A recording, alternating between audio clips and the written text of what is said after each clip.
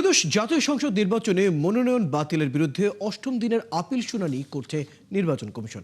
বিকেল ৫টা পর্যন্ত শুনানি চলবে। রাজধানীর আগারগাঁওয়ে নির্বাচন কমিশনের শুনানি শুরু হয় সকাল ১০টায়।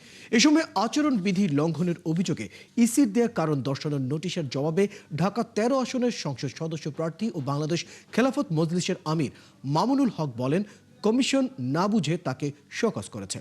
এদিকে এনসিপি নেতা হযরত আব্দুল্লাহ ও তার আইনজীবী লাঞ্ছিত করেছেন ফেনী ৩ আসনের বিএনপি প্রার্থী আব্দুল আওয়াল মিন্টুর প্রতিনিধিরা। দর্শক, নির্বাচন কমিশনে আছেন সহকর্মী ফারজান আক্তার, যুক্ত হচ্ছে তার সাথে। ফারজান, আজকের শুনানির সর্বশেষ তথ্য কি আছে আপনার কাছে?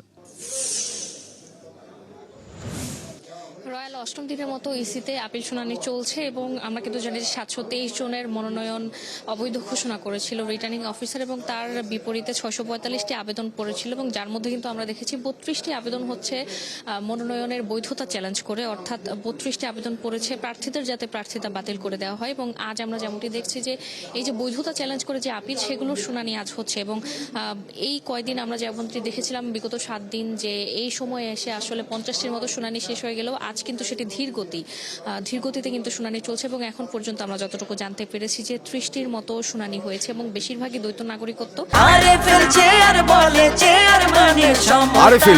ক্ষমতার নয়, সমতার চেয়ার।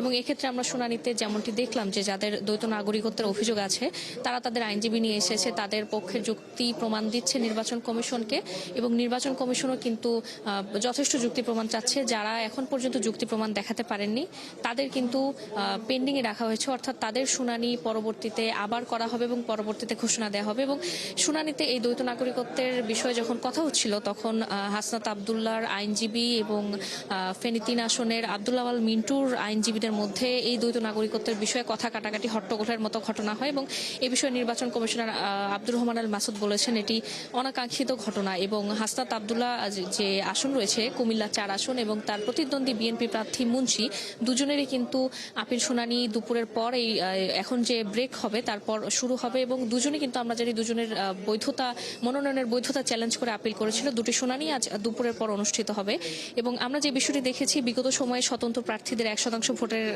সেই স্বাক্ষরের অভাবে নির্বাচন কমিশন আটকে দিয়েছিল। আজ কিন্তু আমরা স্বতন্ত্র প্রার্থীদের উপস্থিতি কম দেখছি এবং আজ দলীয় প্রার্থীরা আসছেন এবং বেশিরভাগই ঋণ খেলাপি এবং দ্বৈত নাগরিকত্বের অভিযোগ। এবং আমরা কিন্তু দেখছি নির্বাচন কমিশন এই দ্বৈত নাগরিকত্ব এবং ঋণ খেলাপির বিষয়ে কিন্তু কঠোর অবস্থান নিচ্ছে এবং নির্বাচন কমিশন যথোযুক্ত প্রমাণ না পেলে কিন্তু তাদেরকে আটকে দিচ্ছেন এবং তাদের শুনানি পরবর্তীতে আজ দুপুরের পর বা আগামীকাল নির্ধারণ করছে রয়্যাল।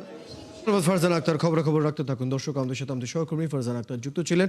নির্বাচন কমিশনের সামনে থেকে জানছিলাম ত্রয়োদশ জাতীয় সংসদ নির্বাচনে মনোনয়ন বাতিলের বিরুদ্ধে অষ্টম দিনের মতো আপিল শুনানি চলছে নির্বাচন কমিশনে, সেই বিষয়ে সর্বশেষ তথ্য।